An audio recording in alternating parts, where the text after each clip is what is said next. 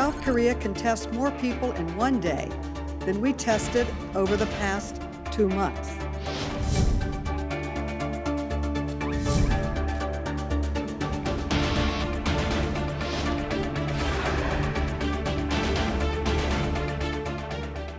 K 방역, 이만하면 성공이 아니다. 그런 행동 하나가 방역에서는 상당한 부담을 코로나가 발생을 해버리니까 가족 불화하고 아이의 양육 갈등이 많이 생깁니다. 저는 반성해야죠.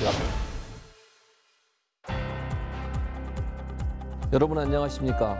더 이슈 진단 코로나19 진행을 맡은 최진봉입니다. 오늘도 여러분들이 가장 궁금해하실 내용으로 알차게 준비했습니다. 함께할 분들 먼저 소개해드리겠습니다. 최일선에서 더 예쓰고 계신 이재갑 한림대 강남성심병원 감염내과 교수, 더 깊은 정보를 전달할 최영일 시사평론가, 그리고 오늘은 더 특별한 게스트 육성필 한국심리학회 코로나19 특별대책위원장 나오셨습니다. 어서 오십시오. 안녕하세요. 네, 반갑습니다.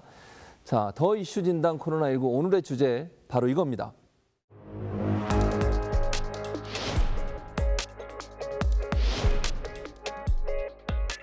이처럼 코로나19 사태가 전 세계로 확산하는 가운데 한국 정부의 방역 대응에 대한 찬사가 이어지고 있는데요. 도널드 트럼프 미 대통령이 국가 비상사태를 선포했습니다. 우리나라 사례를 본따 차에 탄 채 검사를 받는 방식으로 속도를 올리기로 했습니다.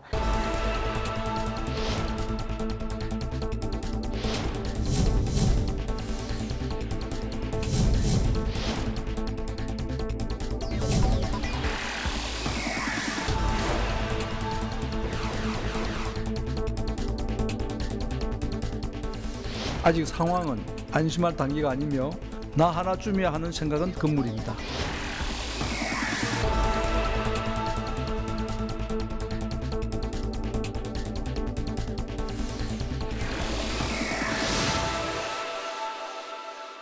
참 아이러니합니다. 우리를 불안에 떨게 했던 코로나 사태였지만 한편으론 한국의 위상을 높이는 기회가 됐다. 이런 얘기도 있습니다.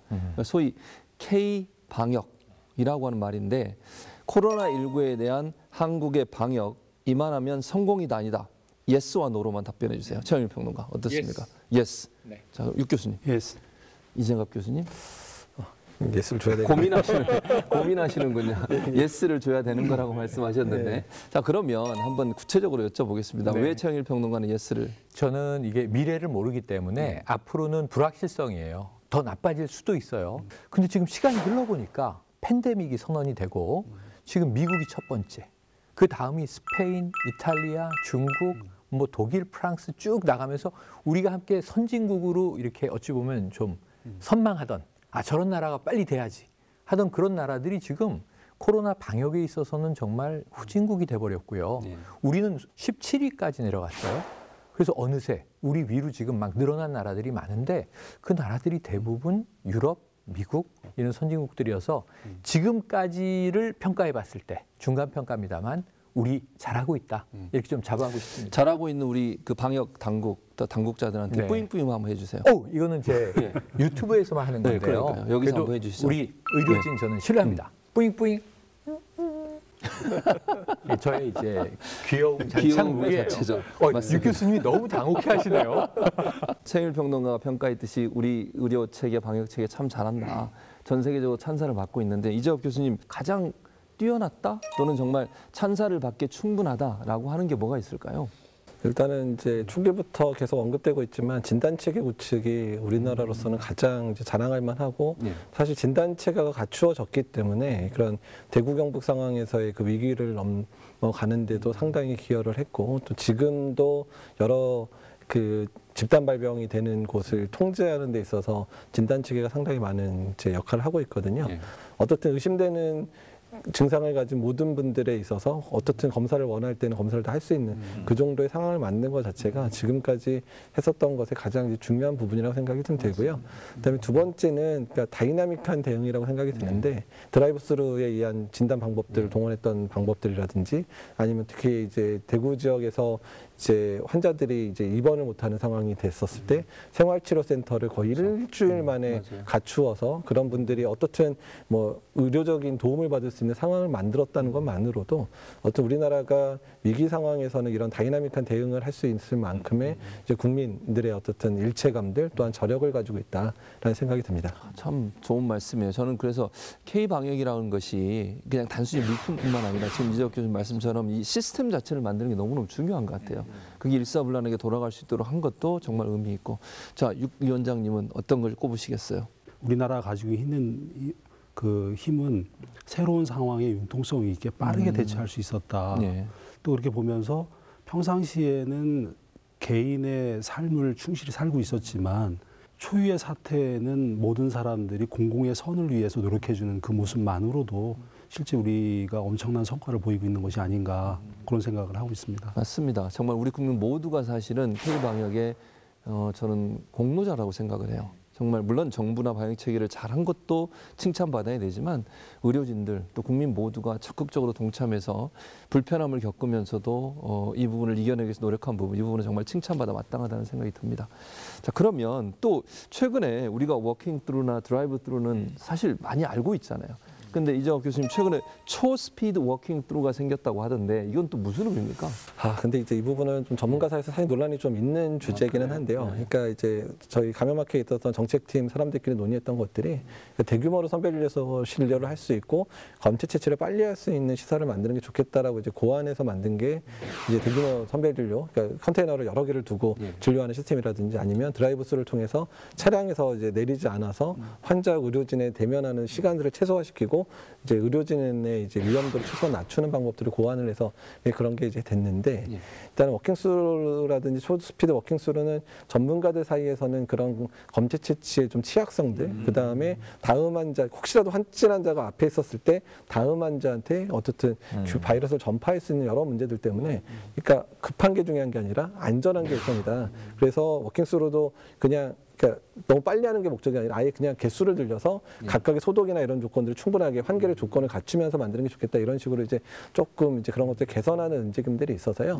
일단은 여러 가지 이제 아이디어는 좋긴 좋지만 모든 아이디어의 중심은 환자가 안전해야 된다는 이 원칙을 좀 지키면서 했으면 좋겠다 이렇게 의견을 내고 있습니다. 빨리 하는 것도 중요하지만 사실 안전하게 해야 되는 거고 그럼 개수를 늘려서 시간을 줄이는 방법을 하는 게 좋다 그 말씀이신데 그럼에도 불구하고 의학적으로 이런 창의성, 그러니까 우리가 흔히 아이디어라고 하는 게 드라이브 스루는 이제 차가 지나가는데 옛날에 햄버거나 커피를 파는 걸 이젠 검체 채취를 하면서 지나가는 거고 그다음에 이제 워킹 스루는 환자가 걸어서 오면 거기서 의료진이 검체 채취를 하는데 밖에서 이 글로브 월을 통해서 이 의료진이 검체를 채취합니다. 그러면 이제 검사 대상자는 부스에서 나가고 소독을 해요. 그렇죠. 그다음에 다음 이제 대상자가 들어와요. 근데 이게 소독 시간이 걸리니까 그럼 공중전화 부스 안에 의료진이 들어가서 팔을 밖으로 내고 있고 밖에는 그냥 공간이니까 바람이 흐르고 1번 이 대상자가 와서 검사하고 지나가고 2번 대상자가 오게 해서 이 초스피드란 말이 붙은 거예요. 그렇게 자꾸 발상의 전환을 하는 과정이 저는 이걸 뭐 이런 엄중한 사태에서 이걸 흥미롭다 이렇게 표현하면 어폐가 있겠지만 의사분들이 끊임없이 연구를 하고 있다. 매일 더 나은 아이디어를 내고 있다는 점에서는 박수 쳐드리고 싶은 감동이 좀 있었어요. 이런 K-방역의 우수성 때문에 한국의 이런 뭐 시스템이라든지 물품이라든지 이거 도움을 요청한 나라가 정확히 어느 정도 돼요? 지금 계속 늘어나고 있어요. 현재 시점으로는 약 120여 개 나라가 우리에게 뭔가를 요청한 나라들입니다. 처음에 40여 개국에서 80여 개국으로 100여 개국으로 120여 개국으로 늘었어요. 근데 이 중에 일부 좀 어려운 나라들은 인도적 지원을 요청한다. 이런 나라도 있고 당신네 진단 키트를 대량으로 사겠다. 이런 나라도 있고 장비랑 이런 거 실어 올 수 없으니 와도 우리가 의료진이 부족하니 우리가 검체를 채취해서 통으로 컨테이너 박스로 보낼 테니 한국에서 그것을 검사해서 결과를 알려달라. 이런 나라도 있고요. 또 문재인 대통령이 계속 국가 정상들의 전화를 받고 있는데 적어도 20개 가까운 나라의 정상들이 또 이 WHO의 거브로여수스 사무총장은 아예 우리 세계보건총회에 와서 아시아 대표로 사실은 좀 기조연설해 주십시오. 한국의 K-방역의 노하우를 공유해달라. 우리는 계속 바이러스와 싸우면서 학습을 하고 있는 것 같아요. 거기에 대한 지식과 노하우가 쌓이고 있다는 것을 세계가 주목하고 있다. 이렇게 볼 수 있겠습니다. 방역 시스템에서 정말 눈에 띄게 우리가 열일했다. 이렇게 표현할 수 있는 물품 중에 하나가 마스크가 아니겠어요, 사실은? 이 마스크가 이번 그러니까 코로나 사태에서 어떤 역할을 했고 이게 왜 중요했는지 어떻게 평가하세요? 실제 많은 분들이 마스크에 대해서는 이미 황사라든지 미세먼지에 대해서 우리 국민들은 준비가 되어 있었고 또 초기에 심리학적으로 보면은 초기에 되게 그 잘못된 정보라든지 루머들이 많이 돌게 되는데 실제로 전문가나 정부 당국에서 그 정보를 빨리 바로 잡아준 것 같아요. 그래서 마스크를 쓰고 거리를 충분히 두면 이거는 충분히 예방 가능하다. 그래서 정부나 전문가의 말을 믿어줬고 그에 따라서 따라준 시민의식이 같이 해서 지금의 아직 진행 중이긴 하지만 그래도 어느 정도 진정세까지 끌고 간 게 아닌가 그런 생각을 합니다. 조금 이제 수요 공급을 맞추기 위한 노력들이 시작된 결과 이 마스크 알림이 등 해서 앱이 나왔잖아요. 그렇죠. 그러니까 왜냐하면 약국마다 줄을 서는데 뭐 몇 명 번호표 받아서 사면 동나버리니까 그럼 재고가 있는 약국을 알려달라. 결국 이 저 앱이 다 뿌려졌는데 문제는 다 빨개요. 왜냐 마스크가 없었기 때문에. 그러니까 앱이 잘못된 게 아니라 마스크 공급이 안 됐던 거예요. 근데 지금은 거의 초록이에요. 그래서 마스크 공급이 한 우리가 몇 주 고생했는데 야 오부제도 성공하고 수요 공급을 맞추는 데도 성공하고 이제 마스크가 부족한 나라 아니구나인데 미국하고 유럽 보면 큰일이 났습니다 지금. 그래서 어떻게 또 저 나라들은 이 상황을 극복할까? 우리는 굉장히 돌이켜보건대 빨리 극복했거든요. 혼란은 분명히 있었고 그렇죠. 많은 분들이 이제 분노와 짜증이 나셨었지만 마스크는 우리가 한숨 돌렸구나 하는 생각이 듭니다. 그래서 여기 이제 마스크 착용과 함께 손 씻기에 가장 열일했던 노래가 하나 있어요. 네네네. 최영일 평론가 잘 아실 때 코로나 위생송이라고. 코로나 위생송은 네, 한번 불러주실래요? 이게 좀 늦게 나온 건데 원래 아기상어송이라고 네. 우리나라에서 만든 컨텐츠가 세계를 한번 휩쓴 게 있어요. 네, 그렇죠. 예를 들면 영어로 이제 돼 있습니다. 손 씻으세요, 뚜루뚜루뚜, 그 따라 하시면 되는데 비누를 쥐어요, 뚜루뚜뚜뚜인데 wash your hand, 뚜루뚜루뚜, grip some soap, 뚜루뚜루뚜 이렇게 가는 거예요. 근데 이게 원래 유행했던 노래인데 개사가 된 거예요. 이재학 교수님도 손 씻기가 중요하다고 계속 강조하셨잖아요. 네, 그러니까 손위생이 사실은 마스크 쓰는 것보다 훨씬 더 중요하거든요. 우리가 바이러스가 이제 호흡기를 통해 전파된다고는 하지만 그 호흡기로만 전파되는 게 아니라 바이러스가 묻어있는 여러 환경을 통해서도 전파가 가능하기 때문에 우리가 사실 마우스라든지 아니면 전화기라든지 아니면 뭐 엘리베이터 버튼이라도 혹시 확진자가 먼저 만졌으면 그걸 손을 통해 전파되기 때문에 사실 요새 어디 가나 뭐 엘리베이터에도 다 요새 손위생제 다 있을 정도로 우리나라가 참 강조됐고요. 여기서 좀 재밌는 사실 하나 말씀을 드리면 2월 초부터 아예 인플루엔자가 유행을 안 해서 아예 그냥 수직으로 떨어졌어요. 정말 이렇게 유행하다가 갑자기 수직으로 확 떨어져가지고 인플루엔자가 아예 유행을 안 하는 상황을 저희가 몇 년 만에 봤거든요. 그러니까 우리가 그만큼 그나마 겨울철에 인플루엔자 유행한다 그럴 때 손위생 강도 강조하고 마스크 쓰는 거 강조를 했는데도 잘 안 지켜졌는데 이번에 코로나19 때문에 정말 이렇게 잘 위생을 잘하면 인플루엔자 유행도 참 많이 막을 수 있고 그런 생각도 들더라고요. 자, 여기서 최근 그 미국의 월스트리트 저널 있잖아요. 월스트리트 저널에서 한국 방역의 숨은 공신으로 치켜 세운 분이 있습니다. 질병관리본부는 1월 20일 확진 환자를 확인하였습니다. 아직은 뭐 안심을 한다거나 그런 상황은 절대 아니라고 보고 계속 예의주시하고 4월 3일 기준으로 현재 총 누적 확진자 수는 10,000명이 넘어서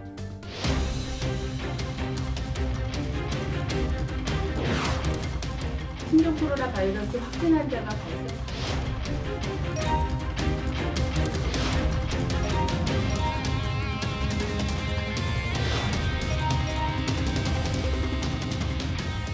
전체적으로 버텨나갈 수 있는 좀 여쭙고요.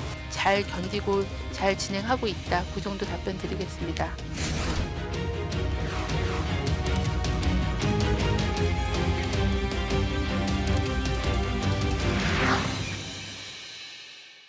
코로나 방역의 1등 공신하면 역시 이제 정은경 질병관리본부장 아니겠습니까? 질병관리본부나 방역 이제 지금 짜여 있는 팀 내에서 그 밑에서 함께 일하는 사람들이 아예 SNS에 공개적으로 이야기를 해요.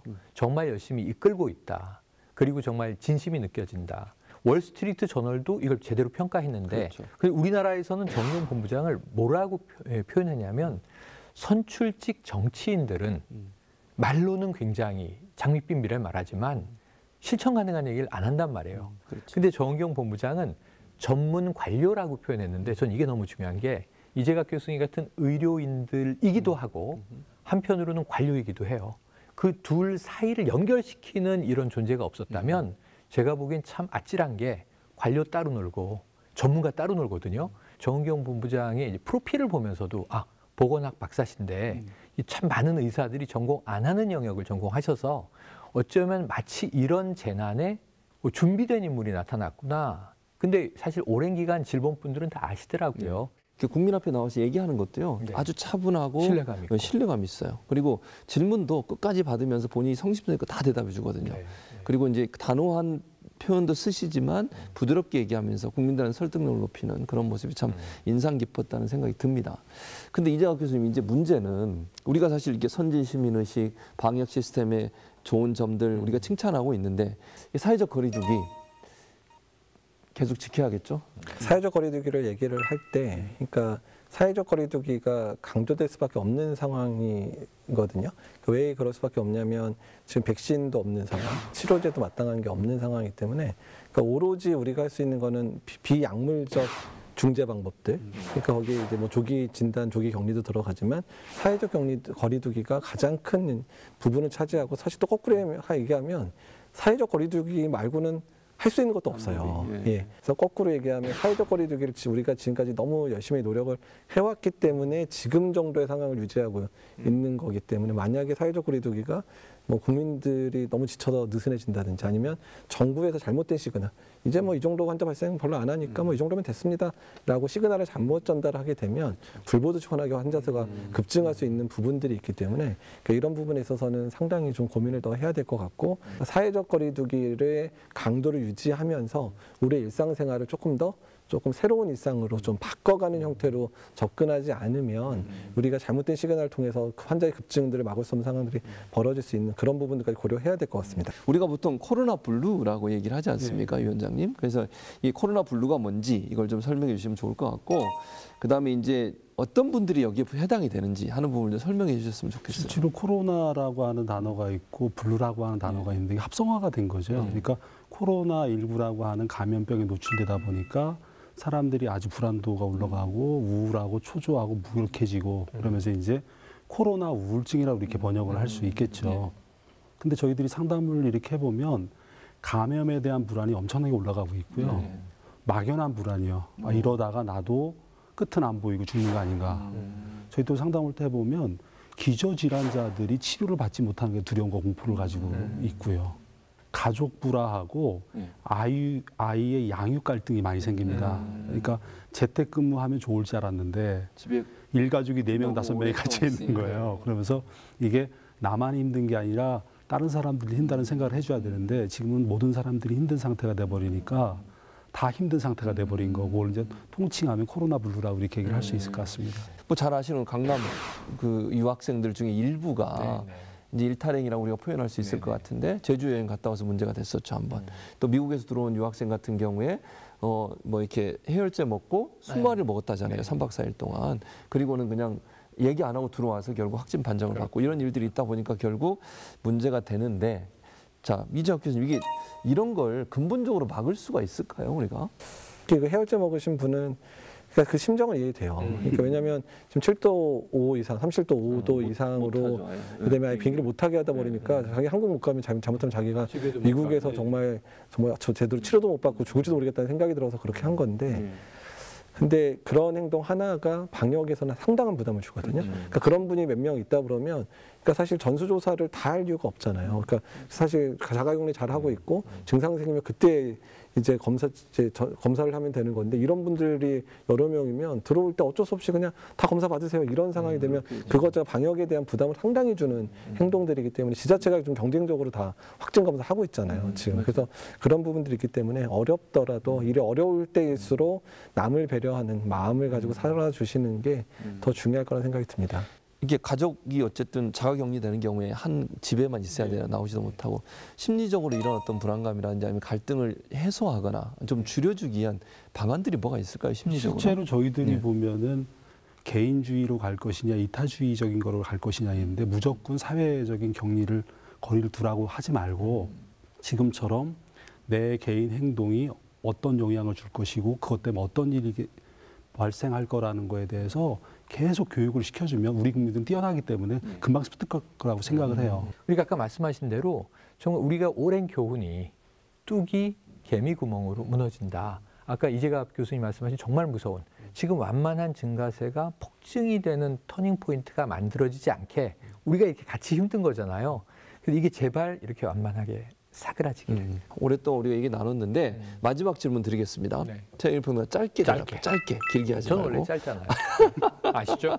시청자분들은 모르시죠. 이게 녹화할 때는요 깁니다. 최영일 평론가 말씀이 이게 다 이게 우리 연출진들이 다 줄여가지고 일목요연하게 잘 설명해서 그렇지 듣는 분들은 깁니다. 어쨌든 짧게 마지막 질문 드리겠습니다. 정부가 말한 고강도 사회적 거리두기 2주 더 연장을 했고 이 방송 나가는 시점에서 이제 일주일이 딱 남은 시기가 돼요. 그러면 이번이 마지막이 될 수 있을 거라고 보십니까, 최영일 평론가? 아닙니다. 그러면요, 어느 정도? 저는 더 간다고 봅니다. 어느 정도? 네, 그 기간은 정확히 모르겠고요. 뭐 여름까지 갈 수도 있고 가을까지 갈 수도 있는데 대신 저는 어떻게 지금 마음가짐을 가지고 있냐면 라이프 스타일을 지금까지와 다르게 물리적으로는 거리를 두고 사회 심리적으로는 더 밀접하게 되는 방법이 뭔지를 함께 연구해야 되는 새로운 이제 이 경계를 넘어서고 있는 것 같습니다. 잘 될 것 같다. 근데 단서는 붙이고 싶어요. 정부와 전문가의 말을 믿고 그 개인 위생 수칙 그다음에 공공의 선을 위해서 함께 한다면 훨씬 단축시킬 수도 있을 것이고 단축된다. 뭐 그렇게 믿고 싶습니다. 정부 차원에서의 어떤 특별한 배려들을 만들지 않고 단순히 사회적 거리두기만 연장해 간다 그러면 정말 많은 계층들이 지금 힘들어질 수밖에 없는 상황이 될 수밖에 없기 때문에 이제 그러한 부분들을 충분하게 준비를 해서 일단 사회적 거리두기가 사회적으로 연대를 만들어낼 수 있는 기회로 만들어야 된다는 생각이 듭니다. 더 이슈 진단 코로나19 오늘 준비한 내용은 여기까지입니다. 하루빨리 확진세가 완전히 가라앉길 바라면서요. 저는 다음 주에 더 궁금하고 더 깊은 내용으로 다시 찾아오도록 하겠습니다. 오늘 함께해 주신 세 분 감사드립니다.